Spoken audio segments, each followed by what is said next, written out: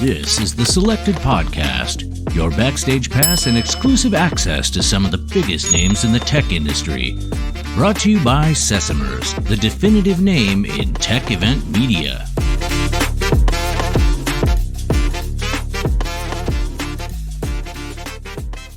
Hi there, this is Ben from Sesamers, recording live from the SIA startup area during SIA Paris 2024. We're diving into conversations about innovation, sustainability, and the future of food with some of the most influential voices in the industry. I'm joined today by Alexandre Leboeuf, VP of Open Innovation and Partnerships at Sodexo. We're going to explore how companies like Sodexo are building sustainable food ecosystems in a world facing environmental challenges and resource limitations. We will also try to understand how companies of this size work with startups. Hi Alexandre, how are you doing? Hello Ben, very well. Thank you for the introduction. High-level introduction for me, definitely, but I'm very well. Thank you for the invitation. Thank you for joining us. Can you tell us a little bit about your background, what you were doing before, what you're doing today? What is Sodexo for those who don't know? About my background, I used to be a food tech entrepreneur. I got my startup just after my master. And then I joined two startups to scale up and one unicorn called Deliverec and Sunday, where I learned a lot about partnerships. So I became a partnership leader. And now I kind of, a corporate explorer, I would say, at Sodexo for the last 2 years. And I have the pleasure to lead an amazing team around open innovation and partnerships. So what is Sodexo? How big is the company? What do you do in terms of open innovation? So Sodexo is not very well known outside of France, I guess, but it's an amazing company that was actually built in 1966. It's a family business, still owned by the family today. We operate in 45 countries. We do have the pleasure to count on more than 400,000 employees across the planet from different countries for sure. And we do serve 80 million consumers daily in different type of sites and clients like hospitals, offshore platform, universities, white-collar buildings, and many other places. We used to say that we actually serve from the childhood to the old ages because we can be feeding you at any time of your lifetime. That's crazy. And what is open innovation over there? Like, how big is the team? What are the activities that you have?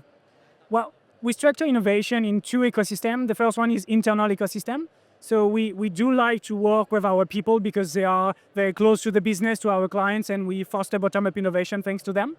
And on the other part, what we call open innovation is how do we actually capture all the disruption that are outside that we are not aware about at the beginning, but can change the way we deliver our services to our clients.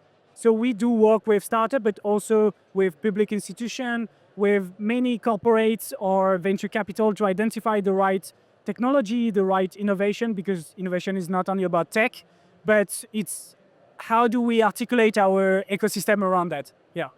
You have activities, you have external activities, also internal activities, which is something pretty common that happens within open innovation. Tell us maybe a bit more about the different programs that you're running. Which part? Well, internal programs or external programs that you have?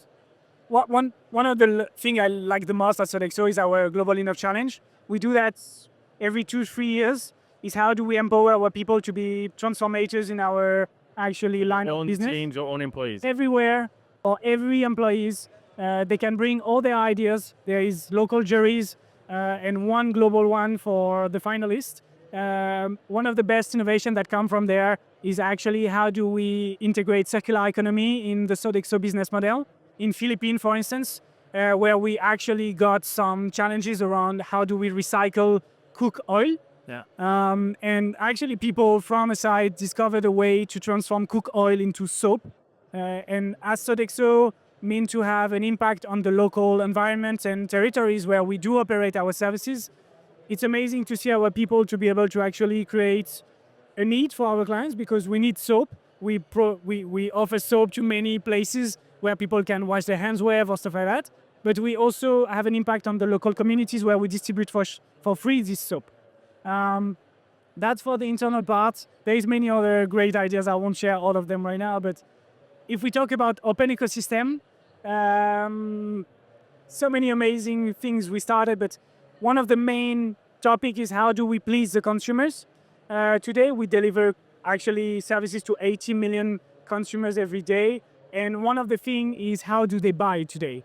There is no more basic stores. They want to eat at any time during the day, so we need to make availability of the food anytime, anywhere. So what we actually launched a couple of years before and we are accelerating is autonomous store technology, where we can actually offer these stores in stadiums or in hospitals or in schools, where actually there is a need on it's very late during the night. I didn't have the time to grab my snack. I can go in the store. I just open the door with my cars or with my face, depending on the country, because it's not the same rules everywhere. I go in the stores. Thanks to computer vision, everything is tracked. I know the computer knows what I took into the shelter, and I go outside with no friction. It's very easy to use and very quick. So now computer vision change everything. And we can do that also for smart cashier through AI and other So technology. this type of innovation, how much of it was done internally or with vendors? Were any startups involved in that? Or Yeah, for sure. especially- We do invest a lot with partners on this type of stuff because we follow the trends. And we, as an innovation team, we are specialized also in partnership. We are a service company. We are used to work with a lot of suppliers. And innovation comes from a lot from our suppliers. So today, to actually deliver this type of autonomous store, for instance, we do have the internal knowledge of how to put the right product at the right place. Our supply team actually buy the right product, but we also actually rely on the technology partner of many different type of partners in different countries to deploy this technology. So we have American partners, UK partners, Japanese partners. We still are learning and testing some French and UK partners too, but we also look at scale potential because as a global company, we need to be able to not duplicate the work everywhere. So we need to be able to invest in the best technology, but also help them to scale across the business because there is a lot of needs. You mentioned a little bit the circular economy aspects. We discussed a lot here about sustainability, and food is a major contributor to global warming somehow. What do you do at Sodexo about it? We do a lot of things. If I would invest in one topic right now to discuss, I would say our Waste Watch program. In 2019, Sodexo anticipate any laws anywhere and started to actually set up key goals to reduce by 50% our waste in all our kitchen across the planet. We are close to this goal because it's supposed to be 2025.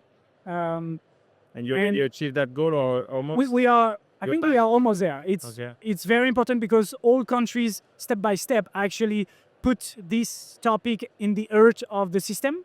It's based on our strategic goals across the company, and what we try to do is multiple vertical. The first one was to actually educate our chef inside the kitchen to measure waste and to use waste differently. So some of our chefs are actually cooking with waste sometimes. But the first point was how do we use data to measure the waste.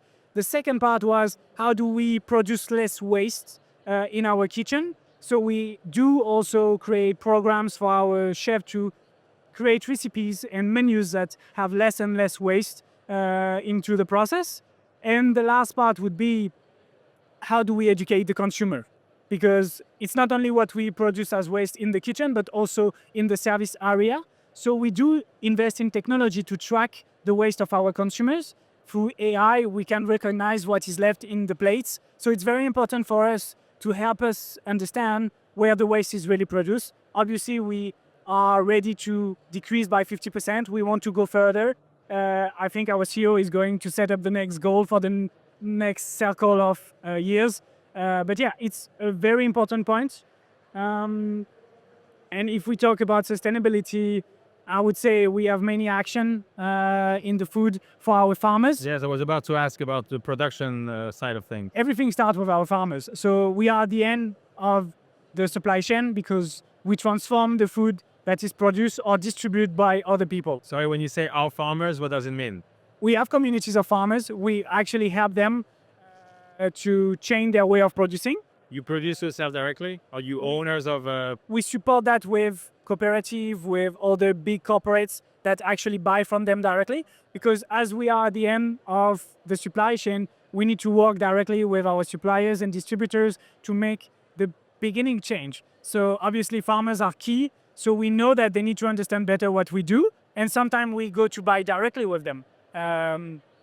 In France, we have a program called Impact Plus that actually empowers suppliers that respect a more sustainable practice. And also, how do we actually have a better, shorter supply chain for our schools, where we buy directly from the producer to the plate, to the fork, or I don't know how to call that right now, but it's amazing that we can duplicate the program in different countries. We do that in the US too. It's also, I think, the urge of many brands. I know I'm talking a lot about this, but at Sodexo, we have a brand-led model. Like the Good Eating Company or Modern Recipe, they have sustainability in the heart of the values, and it's actually concrete with how we actually get the supply and how we produce and transform the food. So we try to reduce the waste, we try to buy from local farmers, we actually empower our consumers to be aware of that, because if they don't know, they can't change their habits. Even if we have 30% of our menus that are 100% vegetalized right now, it doesn't mean that we are not going to continue to put meat or fish into actually the menus because our clients ask for it. If we can change everything because our clients want 100% vegetalized menus, we could do it. But it's also part of the discussion we have on transforming the habits of our consumers. And it starts with actually having the right brands into the heart of the system. Ooh, that was part of our conversation earlier today at CL Summit, where I was asking you already in front of the audience, like, how do you see our claim and our expectation to change? And it sounds like for a lot of what I learned here is that down the line, people want to change, but they actually just keep eating the same thing. In your work, and you were telling me this, it's like you can force them to eat something that they don't eat already, right? You are in an environment where you have to serve what people are already expected to eat. You can tell me if it's wrong, but that's what I understand. And if there's differences locally in terms of regions, of culture, can you share with me, what's going on? True, it starts with the culture. In different countries, you don't grow the same way.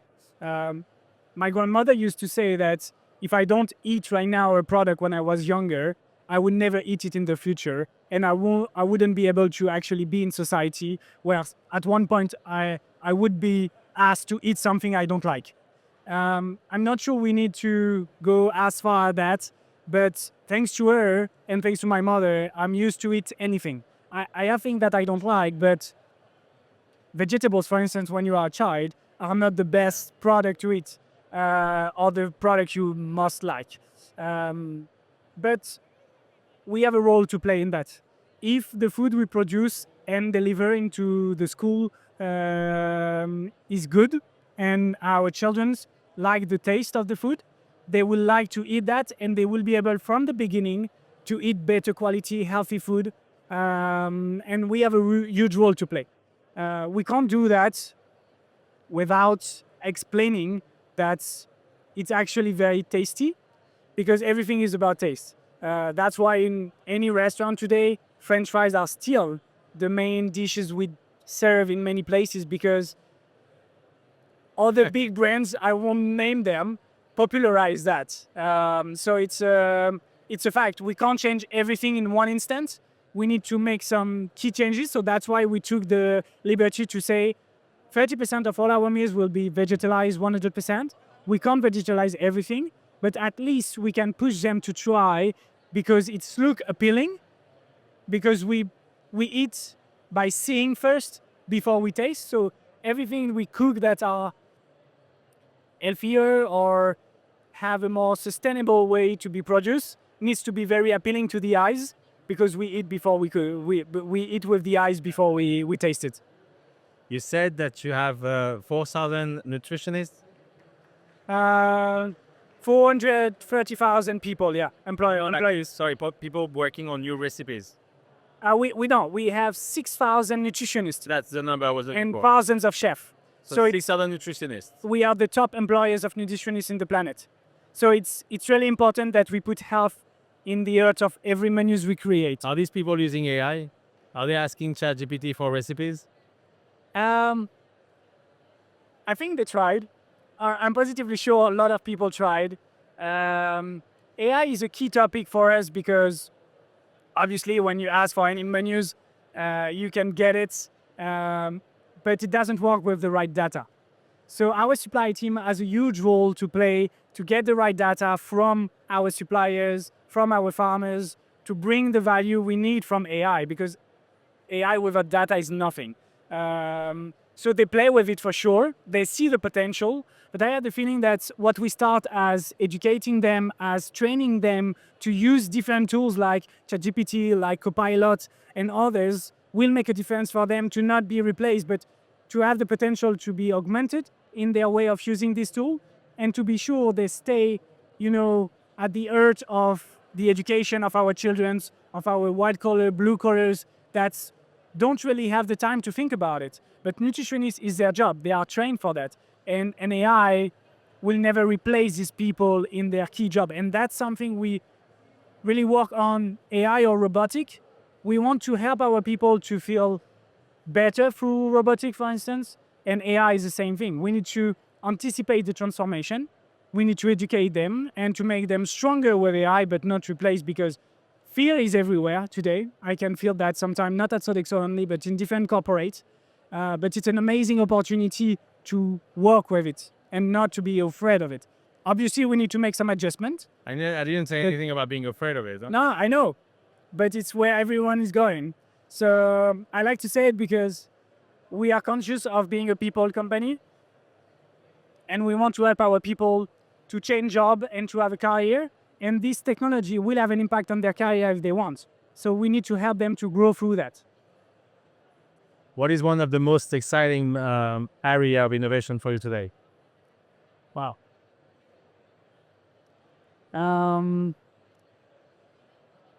I think as we are in a food summit,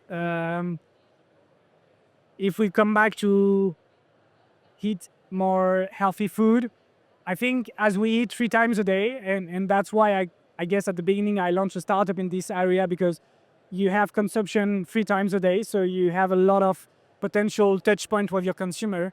I think food as medicine is really something that is transforming the way people see food. We see today that many people are coming back to the office, but without the right offer for food, they will prefer to stay home or to cook at home and bring their food at the office. So we need to provide the best food possible, and food as medicine has the potential to actually make people healthier with the right environment of use, obviously, doing sports and other, but eating well is topics we discuss with our clients, especially after the lunch break. How people stay not sleepy but awake after the lunch break because they eat good food.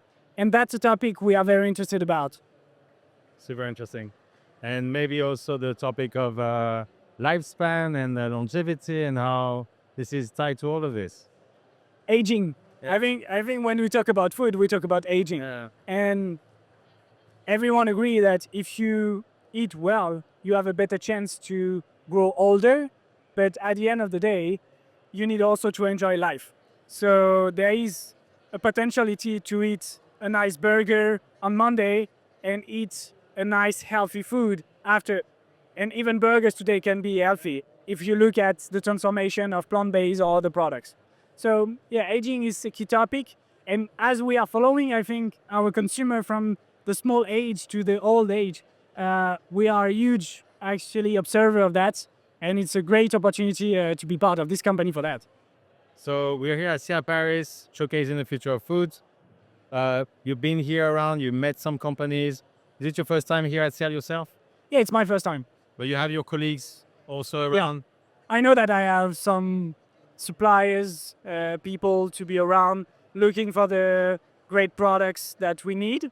I really like that actually as SIA, you organize this SIA summit because, in other trade shows like NRA in Chicago, they don't have that. And I think professional people like us need to communicate a little more about what we are looking for and the maturity of the startup or the product we can see here. We can explain better what we are looking for, the scale we are expecting from them. So it's amazing to have that. So thank you again for having us. And be able to share that on stage or here in the podcast is great. Thank you. We're wrapping up. Where can our listeners learn more about Sodexo and about you, Alexandre? Where can they find you online? What my definition of me? No, where they can find you online on LinkedIn, On LinkedIn. TikTok, what are you? I think LinkedIn is the most amazing tool. I think my only social network I like and I go where. So if you want to contact me, I always answer. I try to. It's tough sometimes when you put me on stage, but LinkedIn is the best way. You got a lot of people to come in to talk to you after the session today? Yeah, I got many demands. I got many, I think, LinkedIn message for that. I have to go to another talk, but yeah, it's quite amazing. Thank you so much for your time, Alexandre. Thank you very much. We're recording live from SIA Startups at SIA Paris 2024. Shout out to the SIA team and to my team at Sesamers for making this podcast possible. Don't forget to subscribe to the Selected podcast to stay updated on food innovation, sustainability, and more. See you soon on Sesamers.